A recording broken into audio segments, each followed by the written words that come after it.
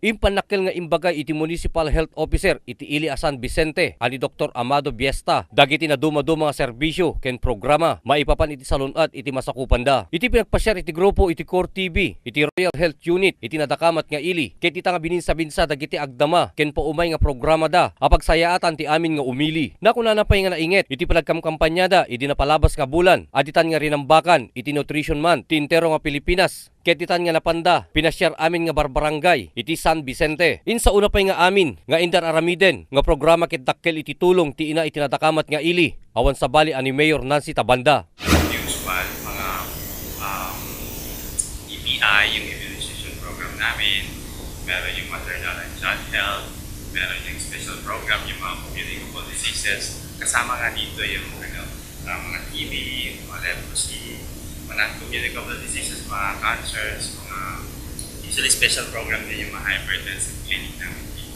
No empleyado met iti pagpapatangan, awan kan met iti dakkel nga problema, kapwa nang ta kompleto da kan met, ngem nakuna nga saan nga 24 hours, nga nakalukat iti nasao nga RHU. Ngem uray no kasta, ket impanamnaman na ni Dr. Biesta, gano kasapulan da iti tulong iti masakupan da, ket insigida damit nga mapan, kang ronaan na digiti aganak, kapwa nang ta 24 oras nga mabaling nga maawagan dagiti midwiferida. Ikas lang maikukwami, di pa naganak na talaga di center. Ang kami nga nagbayab naman nagpanak, kaya come-care the center para panakin sila. Yung hindi sa bahay nila. Punto ko namin. Impakaamo pa iti natakamat nga doktor, nga mabaling nga aramaten iti x-ray machine dan, kadagiti agkasapulan, ngem naka-schedule laing iti Martes ken Huwebes, iti kada Domingo. Medyo alarming na rin ang number kasi kaya nga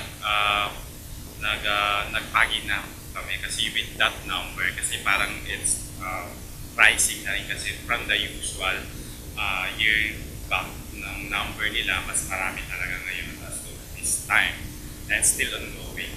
Kung mayroon kami makikita naman din dito mas kumano kasi we have also the laboratory set up dito and we can determine yung platelet number nila. If it's increased talaga, we have to refer to the higher level of the hospital.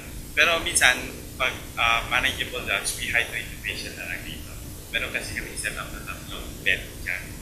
Iti may sapay nga nainget, nga monitorin da, ket iti sakit nga dengue, o rin no saan pa'y nga naipaima kanya na iti listaan, numano iti nagbaling nga biktima, iti sakit nga dengue, iti masakupan na. Ket ita nga agdama nga may patpatungpal, iti uplab-paging, ken taob, kada eskwelaan ken balbalay. Nga inda doulwan ni ABC President, Barangay Captain, Rosamante, Reyes, ken supervision, iti naanos nga mangitorturong, ani Mayor Nancy Tabanda, iti Ili San Vicente.